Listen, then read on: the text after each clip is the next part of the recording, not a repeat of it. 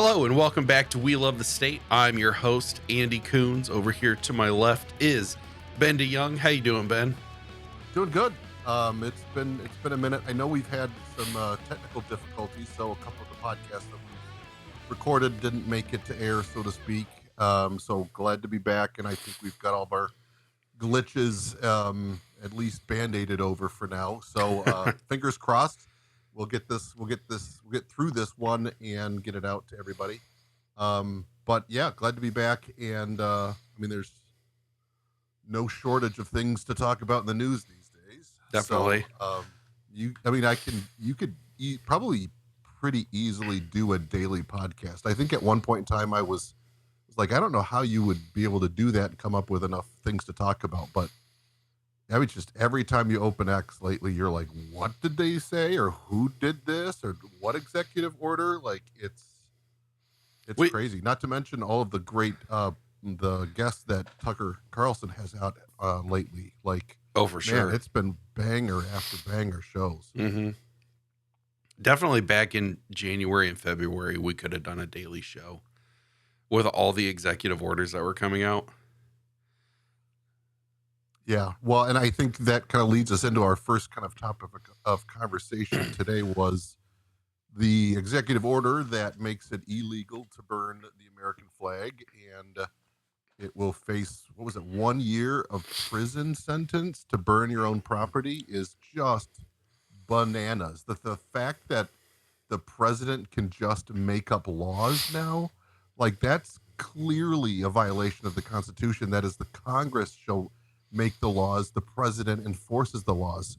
I mean, it's violation of after violation, and it sets like a stupid, dangerous precedent. Now, I wonder if any court would ever uphold it if it were to actually be enforced, because I think there's been at least one, if not two, separate rulings that says the American flag can be burned. It's a constitutional right protected by free speech.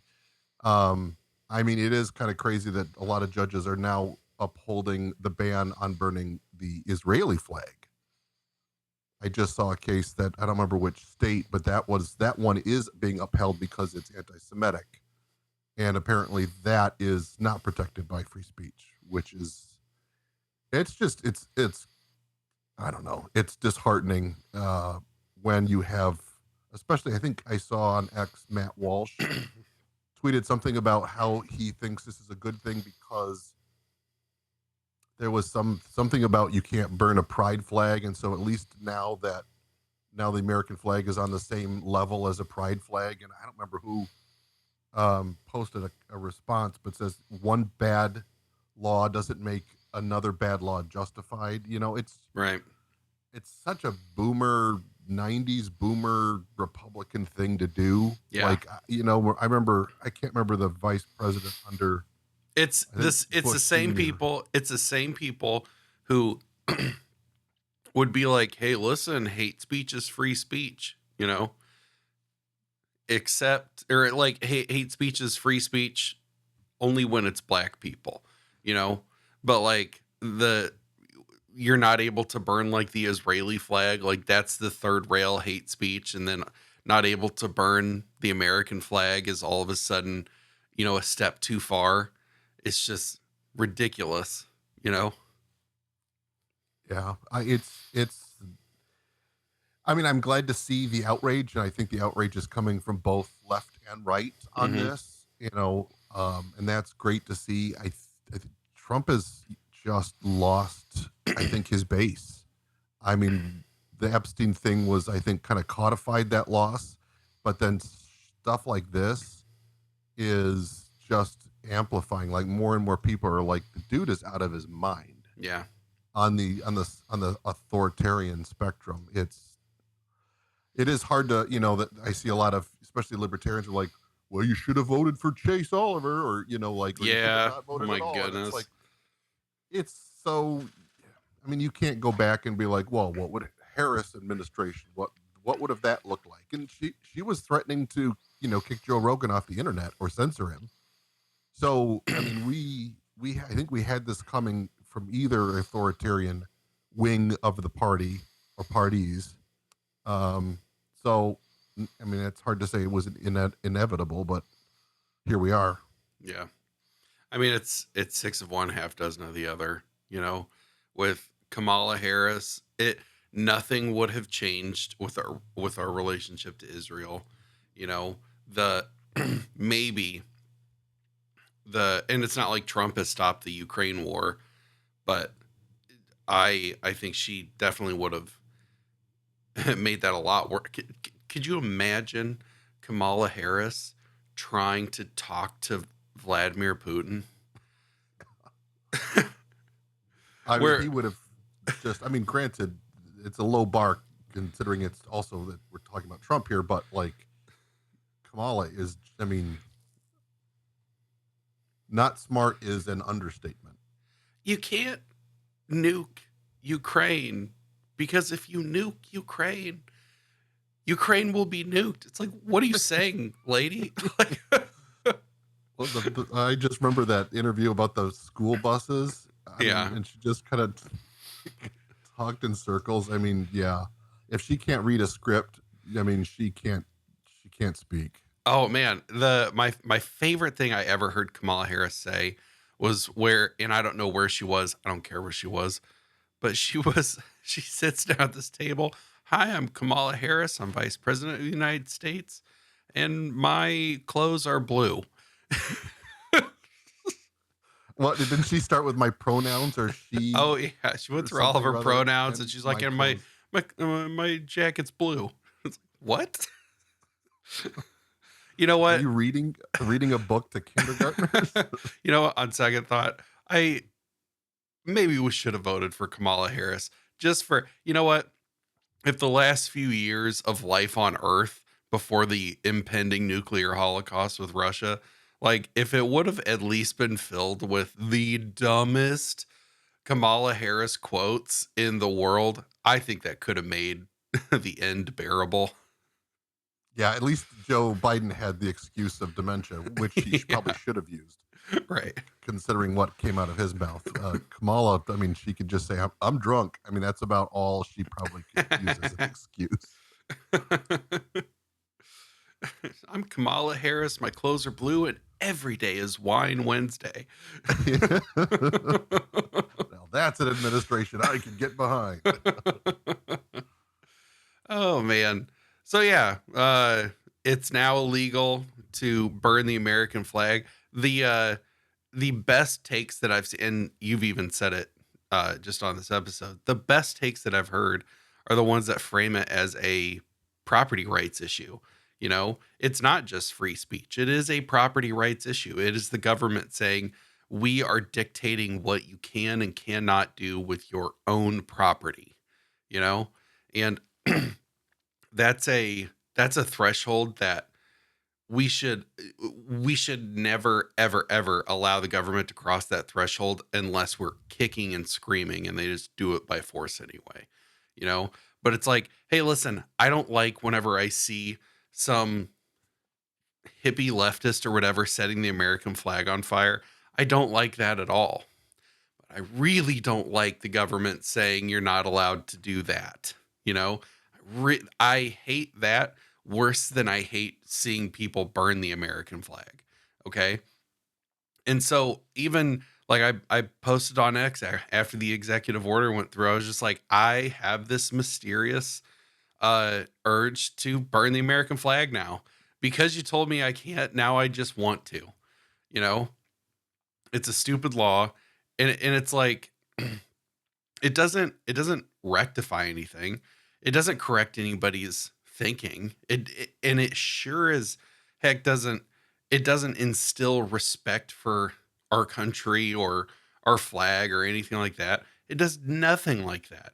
It just provides pushback, and you've just created a crime where there wasn't one before, you know? Yeah, it's not like our prisons aren't full enough with Yeah. nonviolent criminals. Yeah. It kind of reminds me of the saying, the beatings will continue until morale improves. You can't like threaten people to love the country or throw them in jail. Yeah.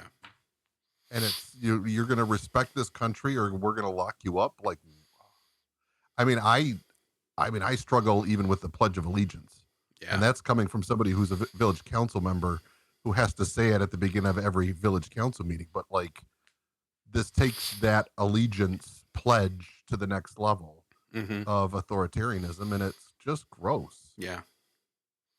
Yeah. Now, I mean, I think the scarier thing is this is a president who's creating laws through executive action. That's a dictator. Yep.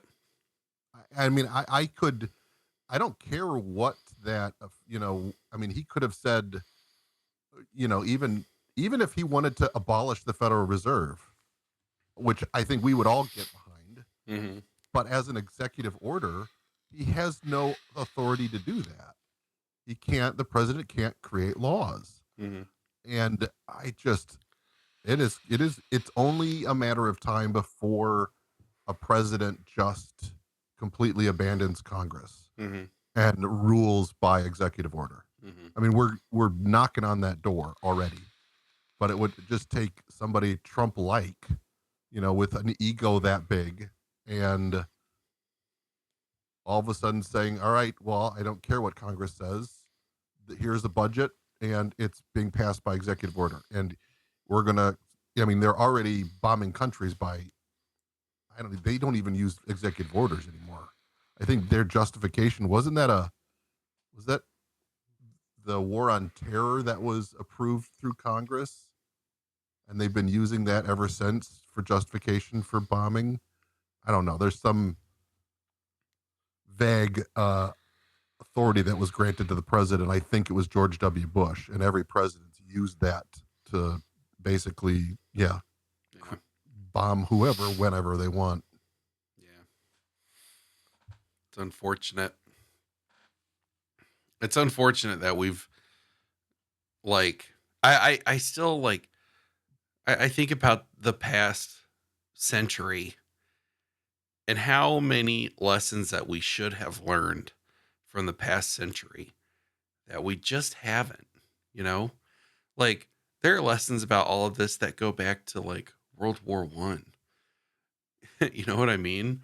And like the Kent State Massacre, the lessons that we should have got from that still aren't being learned, you know? Like not a single lesson learned from 9/11. Every single atrocity that we've witnessed in the past century, we have not learned one single thing from, you know? And that's just like I mean, it's not just us. I mean, there's an element of it that's just human nature, you know, because there's lessons from World War II that Israel hasn't learned, you know, and right now they're actively putting Jews in more and more and more danger, you know, and they're making the world, particularly the United States, a more dangerous place for Jews to be. I think that's um, it's almost a kind of a win-win scenario for Israel, because if they make anti-Semitism so bad that it scares Jews to move to Israel because they need people to, I mean, I think during the 12-day war with Iran, they were preventing Israelis from leaving. Hmm. The only way was the super rich were taking their yachts and leaving that way. Yeah. But the airports were closed because they need people to populate and to take over all the Palestinian land. And so it is kind of a win-win. They can either cry the victim and then bring, Israel or Jews to Israel, or they have they end up having the control, and they're able to silence opponents. I mean, I just saw Florida is coming out with a new license plate with the Jewish star on it saying we support Israel. I mean, what country is this? Yeah. It's just it's not going to end well, because we're already seeing, I think, this generation um eh, are seeing, they saw the videos on TikTok. Yeah. They're seeing it on X. They are fully awake with what's happening, and Israel is going to pay the price. Now, I don't know if that's 5 years or 10 years, and maybe we'll be, you know, who knows how much in debt, and who knows how many wars will have started on their behalf. And but that's, that's, I think Netanyahu said it multiple times, will bleed America dry. Yeah. It's a tactic. So it is a frustrating, but, and I mean, we do have kind of we do have a guest coming up that I'm super excited to talk to because of what's happening in his country. Yeah. Because there are revolutions that are happening all around the world. Yep. And they are, it is an us versus the authoritarian governments. Mm-hmm. And regardless of what the crime of the government, it's pure authoritarianism. Yeah. And there is movements that are rising up to push back. Yeah. Yeah. I think that the United States is sort of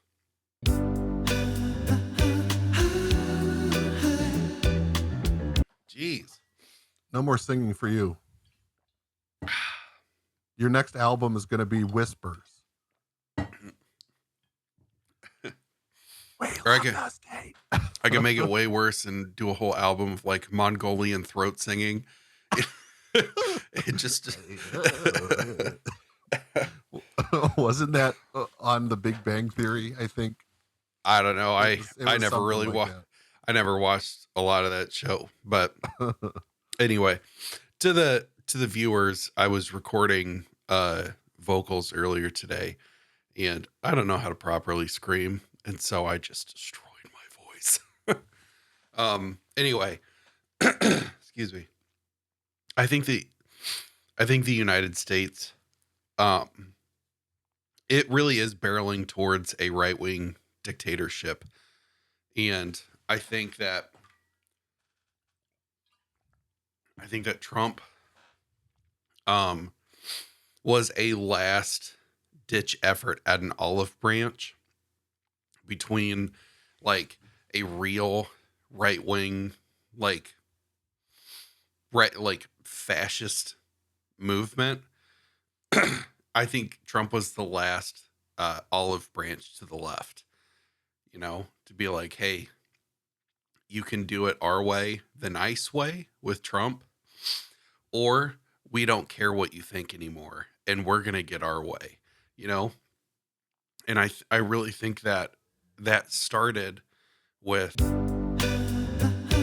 I really think that started when the trans community started going after kids, I think when the trans community went after kids, I think that's when it was like, okay, Trump's your last chance to turn this ship around, to stop being so ridiculously radically Marxist and left wing, to ignoring scientific fact, like the fact that there are two genders, and the fact that you allowed this to be pushed onto children, and there are kids right now being brainwashed and chemically castrated and brought to drag shows and things like that. They had that movement they were trying to normalize pedophilia. Wasn't that MAPS, like minor attracted persons? Yeah. I mean, that was kind of the next thing that they were pushing. And so people can only take it to such a degree before there is going to be a pushback. Yep. And it's like, and to your point, that could be a huge pushback. Yeah. Well, I mean, imagine if somebody went after your girls, man, and told them that, like, hey, you're boys, by the way, and what if they got your girls to believe that, because I can tell you, if one of my boys came home after talking to somebody from their school and they're convinced that they're a girl and they want to permanently mutilate themselves, like, that's not just a step too far. That's a mile too far.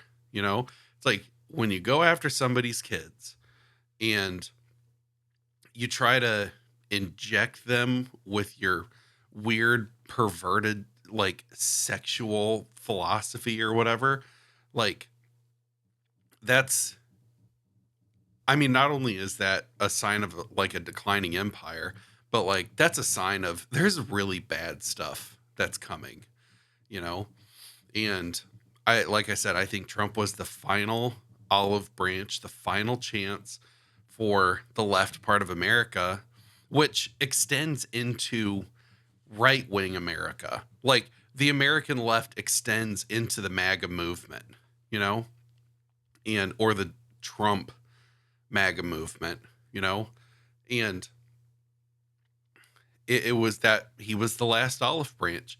And not only have they rejected that final olive branch, the olive branch itself has failed, you know, the United States getting 10% stock or whatever in Intel, um, banning the burning of the American flag. It's it we're cooked, you know? And it's like, hey, you know what? Ben, you and I, not like we have a huge audience, but like people in our sphere, you know, Dave Smith and Clint Russell and all the people that are sort of on our in our corner of things. We've been saying it for a long time, but it's like, hey man, Trump's not Hitler. Trump is the thing that comes before Hitler, you know? And it's like, if you wanted a Hitler, you're getting one. You've been screaming Nazi for decades, and now you're actually going to get some, you know? You're going to get some real ones. So that's a little terrifying. You know, I don't want to see my country go in that direction because it's not like it worked out great for the Nazis, you know? And it's not Well, what like do you think? it's not like it worked out great for Germany even after World War II because look at them now, you know? Yeah, they're pretty much cucks. Yeah. What do you think about kind of a figure like a Nick Fuentes? You know, I wonder if he were to run for president in at some point, like what a what would that look like? Because I mean, I think Mhm. Trump kind of opened the door to a anybody can run for president if you have a big enough platform and you Yeah. have enough money. Yeah. And I wonder if you had an internet personality like a Nick Fuentes Mhm. to run for president, because there are, I mean, I think he could get a huge, probably record breaking youth turnout to vote for him because he speaks for that under 30 generation. He has a sizable black audience too, you know? Yep. Like there's a lot of black people who watch Nick Fuentes, especially whenever he goes off on like black gangbangers and stuff like that. And they're like, yeah, we 100% agree with this guy, you know? So it's like, I think that him winning an election absolutely is plausible. I think there are people who would come out of the woodwork to support him. Um, and the only thing is um I keep going back and forth with Christian nationalism. There's part of me that um there's part of me that it doesn't sit right with me, and we could do, you know, a whole entire episode on the reasons why it doesn't sit right with me, but there's some other things about it where I'm like, "Yeah, we could probably get a better society, you know, if we kind of restructured everything around the Christian nationalist sort of framework, you know." But I don't know. It's one of those things where it's like I don't know how can you like how can you really plant your flag on like the next thing, you know? All I know is the government that we have and the structure that we have, but like we know it's going to come crashing down very soon, and especially bringing up our next topic. Um so it's like, what, you know, would Christian nationalism work? I don't know. It seems like there would be a lot of force involved, and so that's another thing that kind of rubs me the wrong way. You know, I don't know. What do you Well, think? we have, I think, clear blueprints of how empires die. And to your point, talking about like I mean, people just don't know history, Hmm. and it's not that hard to pick up a book and read about the rise and fall of Rome Yeah. and what transpired, the rise and fall of the British Empire. Um, there is just so many examples of like what to do and what not to do, and I don't know if it's just the fact that our leaders just don't care, or they don't know any better, or they feel like they're trapped in a system that the only way that they can keep their head above water is to kiss the ring, to do what they're told, to, but you have like the awakening of Marjorie Taylor Greene in the last, I think, couple weeks has been like amazing to see. Yeah. And I really hope the courage that she shows and the courage that like Thomas Massey has shown of being able to stand up and say, no, I'm America first. Yeah. There is no and or but at the end of that sentence. Mm-hmm. Hopefully that emboldens, the next congressman or senator to stand up and say, you know what? She didn't get assassinated. Mm-hmm. Like the threats maybe that I'm being, told are maybe they're just, vacant threats. And maybe it is safe for me to stand up and say, I'm not taking any more APAC money, and because I'm not going to be a stooge. Yeah. There are glimmer of hopes out there. The question is it too little, too late? Yeah. I I think it is too little, too late. Unfortunately, I don't know. I don't know when the sort of point of no return was, but I think I don't know. I think the sort of differences that we're seeing in the two major factions in this country, I don't know how those get resolved. You know, I think that perhaps national divorce would fix that, and you can let all the conservative or all the right wing people live on one side and all the left wing people live on the other, and then see how that goes. Like, but I don't see how the differences between those two factions get rectified without some kind of violence or without some sort of major shift in which we're already seeing. We're already seeing a major shift in paradigm in this country, and it's happening really, really fast. We do not live in the same country as before 9/11. We don't live in the same country as before October 7th. We don't live in the same country as we did back in January. You know, it's like there are certain things that have happened that can't be taken back, and like we can't hit the reset button and go back any of these previous stages, you know? Yeah, I mean, that I can definitely tell I'm getting older because, a lot of times I look back and remember like the 90s and even the early 2000s, and it was like a completely different country. Yeah. I mean, you could be a Democrat or Republican, and you would still cook, have a cookout at your neighbor's house. Like that, it was kind of a, yeah, you might be wrong about this, or like maybe we disagree about abortion, but it wasn't the hatred Mhm. that is occurring today. That, to your point, like there is no going back. I mean, it's been fueled and fostered by the corporate media blob Yeah. because it gets clicks.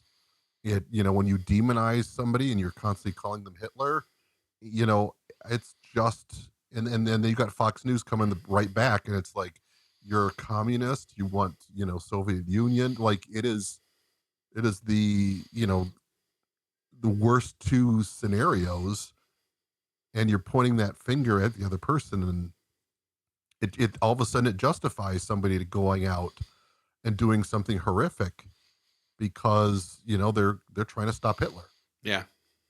That plays into, I think, a lot of the domestic terrorism that we have seen. But at the same time, I think that's a feature, that it's not a bug, because then that justifies bigger budgets for the FBI and the NSA. That you get more authoritarian crackdowns, you get military in the streets like in DC. It grows the state power. um I mean, it's just like the homeless situation. I can't remember in LA like how many millions they spend every year on the homeless, and it continues to grow because if they solve the problem, they'd be out of a job. Yeah. I mean, that's the problem with government. It's a self-eating ice cream cone, because it creates the problems that it's there to fix. and it's never going to solve anything because there's no motivation for it. Well, it has to justify its own existence. Exactly. Yeah. I remember back when I was watching Tim Pool regularly, he would talk about how he would do work with like these homeless outreach programs. And he was like, I did that for a while. And you know what I learned? A lot of these people want to be homeless, you know?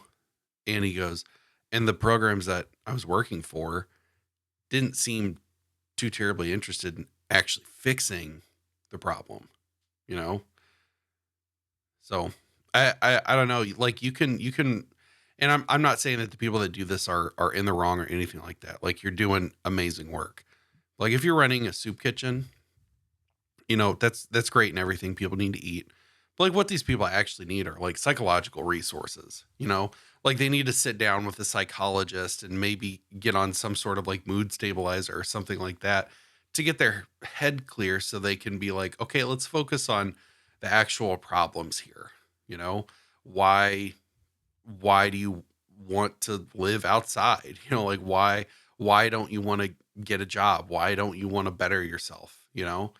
And like that's the actual help that they really need, but that's a Like lot giving more. people purpose. Yeah. But if you provided like, or if you had an outreach program that actually, yeah, like that's a really good point, is giving them purpose, you know? I think a Um lot of it's just hopelessness. yeah, and just like sort of just accepting your I'm gonna have fun editing this episode. um Anyway, man, I don't even know where I was going. My stupid throat. Well, we're talking about like the homeless, and I think a lot of it probably starts with a lack of purpose, Yeah. a clear like despair and hopelessness. Like you can't own a home, you can't go to college, you just can't afford anything anymore. And I think people just they turn to drugs and alcohol as a coping mechanism for their despair. And next thing you know, I mean, you're on the street. Yeah. And I think mental health definitely plays a part. I mean, there are definitely personality disorders out there, but I think that's a small percentage of our homeless population. Hmm. I think it's a cultural rot that's manifested in just people just I just it's crazy to see the fentanyl in, was it at Portland and some of the other places where people are just bent over. It looks like a dystopian, like zombie movie. Oh yeah. Just hordes of them, just like heads between their knees, standing Hmm. and swaying. Yep. And it's like, whoa, what is going on here? Hmm. And that's a I, we've I get I mean, the insane asylums were stigmatized as being just giant, like torture and all the stuff that they probably did, the lobotomies and stuff like that. But that was still a better system than either putting them all on the street or locking them in prisons, Yeah. because these are people that need help. They Yeah, they are probably committing crime and vagrancy and all that fun stuff. But it's not, the prison system isn't going to fix that for them. Yeah, maybe make them dry out, Hmm. but then they're going to meet actual criminals who are going to, then they're going to start Now they're robbing just banks. now they're just crazy with a headache. Oh yeah, With a crazy hangover. with a plan to rob a bank. Yeah. uh, it's well, it's I think it all comes down to just a cultural rot. hmm, And it's what do they well, I can't remember who said it, but we get the government that we deserve. yeah. And it is, you kind of have to look at our culture and then look at the government and go, Yeah. That's a good point. That's a really good point. Well, speaking of cultural rot, um, money. Let's talk about money. That video that you sent me was pretty fascinating. It's also very scary. Um, you want to give a rundown of this Genius Act and what that kind of means? Yeah, so I think the government is really running out of places to hide debt. Um, Countries around the world aren't buying our debt, and our debt is Treasury bills, T bills, U.S. government bonds. I'm not actually. I should probably do a little bit of a deeper dive to figure out what's the difference, but it all ends up being an IOU. The government's borrowing that money and promising to pay you back with an interest. And more often than not, they're paying you back with printed money, which is just inflationary. So it's a inflation is a tool for the government to devalue its debt by devaluing its currency. So in the meantime, I mean they're trying to do that. I mean that was always the purpose of like a 2% target for inflation, which was always a BS target, and the inflation data was always BS too. Yeah. But what the new scheme is to hide government debt is called stable coins, and there is a ton of stable coins out there, and the reason they're called stable is they're backed by U.S. Treasury, which is Which just debt. I find that hilarious. I find it funny that they call them stable coins. It's like, well, what makes them stable? Well, they're backed by the US dollar. Oh, what's the US dollar backed with? I don't know. Well, and I think that's what's crazy about these is they're not even backed by dollars; they're backed by IOUs Hmm. because it's a promise to pay in dollars. And that's where I kind of wonder if that's not the future that we're going to move towards. I think that they really need an economic calamity. They need a collapse. They need people like, you know, begging for government intervention to solve the problem government created. And and I think on the other side of that, there's there especially on the right, there is a anti CBDC movement, and that was part of the Genius Act was to ban central bank digital currencies. But these stable coins are the exact same thing Yeah, as a CBDC. that was something I was thinking too. I was like, well, okay, banning CBDCs, but you just went around it, you know? And so it was, I think it was, I don't think Trump cares about CBDCs at all. I think he just cared that his base cared about it. So then he is still doing what he's told. They went, they went around the term CBDC and installed CBDCs anyway, just under a different name.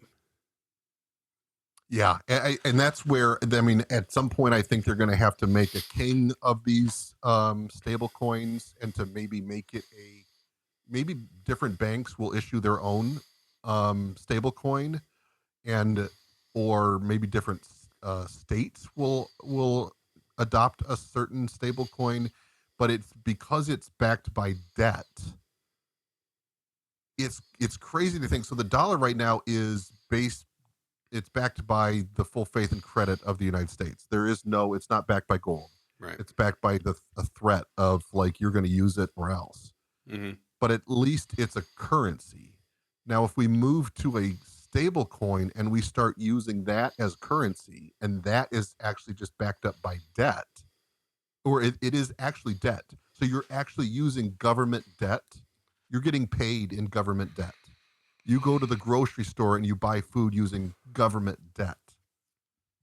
I mean, that is crazy to think that could be the future we live in, where debt is a commodity, and that's I way feel that's like kind of what the that's, stock market is. yeah. Well, I feel like that's what we're living in right now, you know, It is, just takes it to like that next level yeah. of just absolutely insanity and absurdity of like, oh, what was that? Trying to remember. I was blanking on a movie that I remember seeing, but anyhow, it's just it is crazy of what we are going to be living in. I think inflation, they're talking about dropping the interest rates down again and turning back on the money printing. Granted, that was never stopped, but they're going to Hmm. really start to ramp it up. And I mean, people need to really buckle up. I mean, we've lost the US dollar's lost 25% of its purchasing power in the last 5 years. Mm-hmm. So what cost, um, you know, $100 5 years ago is now $125, and everybody feels it. And and the thing is, I can't remember where I heard this, but in the like late 70s, early 80s, we had a big inflationary spike. And during that, I think it was a 10-year period, the US dollar lost almost half of its purchasing power. And that's back when they had food shortages, they had price controls, there was lines at the gas pump because you were only allowed so many gallons for your car. Yeah. Like that's where we could, and I think where we're going to be headed, because the government debt is just unsustainable, and there's no appetite in DC to stop spending. Yeah. And I just, I really think that, and it is kind of a catch-22, because I think it's a worldwide problem. So it's not just the US that is suffering from it. So the question is there going to be a country, or maybe BRICS, where they're talking about maybe having a gold-backed currency for international settlement? Yeah. Where, I mean, if you do get a couple countries that do that and they stabilize their economies using gold, Mm-hmm. that might force the hand of other countries, because once they've stabilized, investors are going to flood to those countries because they're safe, they're predictable, and the governments aren't just constantly deflating or inflating everything. Yeah. And so, I mean, there's always that potential. I mean, that's one thing that's great about living in a decentralized world, is some countries are going to get it right, like Argentina, and be an example for others to say, well, you can do this too. But it's just the blob that is the U.S. empire, and its insatiable appetite for capital, Mm-hmm. to bomb kids in the Middle East and to just enrich, the 1%. It's going to, it could very well spin out of control. I mean, we already have a lot of violence on the street for, I mean, you can't say small things, but like police shootings. But all of a sudden, if, a value meal at McDonald's is $50 and people are losing their homes, you don't think that there's going to be riots? Like, there's going to be like social unrest that we probably have never seen in the United States. Yeah. Yeah. That's it's crazy. It's crazy how much like money has an impact on society. You know, I feel like that's one of the things that I before I was a libertarian, I would have like it. That's one of the things that you learn just getting immersed in this sort of like political ideology, is just how much economics like has such a huge impact on like just what it's like to walk out your front door, you know? So I don't know. I feel like there's a lot of and this is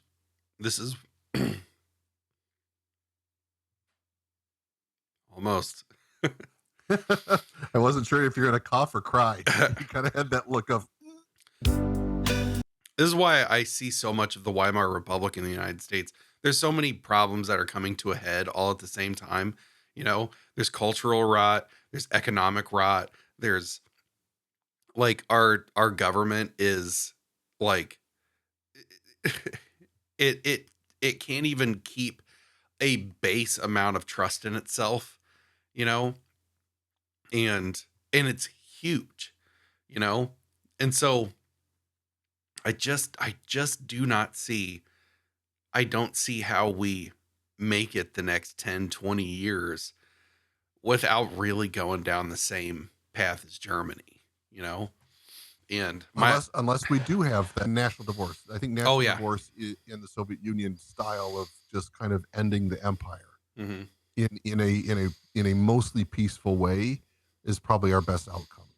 Because I think if we don't do it, to your point earlier, we are going to get a kind of a dictator that's going to rule by executive action and is going to, could, whether it's right or left, it's going to be very authoritarian. Yeah. Yeah, for sure. And it would almost have to be able to clean up the mess that is currently happening in the big cities. I mean, you would have to deploy the National Guard across the United States to get rid of homeless, to get rid of crime, to get rid of, shootings in Chicago. Like, it would take something drastic and authoritarian to clean that up. Yeah. And yeah, it's probably for the best, but that sets a precedent that I don't think, especially, our camp, we don't want to live in that. Yeah, definitely. Well, Argentina on the daily is looking better and better and better. So yeah, I got to brush up on my Espanol. Yeah. So anyway, all right. Well, we'll wrap on that. There we go. we do have a banger of an episode coming out after this, so stay tuned. I think that'll be I'm excited to have a special guest from a unique perspective. Yeah. So excited for that, and yeah, I think again it's been. I mean, we've had some more like religious talks on We Love the State. Today's more topical. So it's nice to have the variation. I still want to do a movie review. I think that would be a lot of fun. So stay tuned. You'll never know what we're going to come up with next. True. All right. Thank you very much. You know what? You guys know my socials, and my throat's not going to survive talking about it. So where can people find you, Ben? Picture This 1979 on X and on Instagram. Those are probably my two biggest platforms that I post to regularly. We do have a We Love the State Facebook group. So if you are interested into more discussion, please look us up on Facebook. I think I've harped on this quite a bit, but like I'd love to have this be more of a dialogue between, us, not just between us, but between us and our listeners. And so if you have, topics you'd like to discuss, like for us to discuss or discuss with us, probably the Facebook group is probably your best bet, or leave a comment, like and subscribe, share with a friend. I did just have somebody reach out to me on Facebook, said that they started listening to the show and they had some thoughts on one of our recent episodes. So I was like, I'd love to see and hear more of that. Yeah. Yes, reach out, touch base with us, and we'll keep on plugging along. You know what? As long as Andy's voice holds up. Yeah, we'll see. You know what I just thought of? If we do go down some authoritarian, like, hellhole with our government, it's a good thing our show's called We Love the State. we might slide under the radar. I know. We might be getting by just by the skin of our teeth. Don't listen to the episode. Just look at the logo. Should be. Be like, no, you don't understand. We love you guys. Just look at our show. We are the gaslighting podcast. Exactly. No, you don't understand. We love this. All right. Thank you guys so much for watching. We'll catch you next time.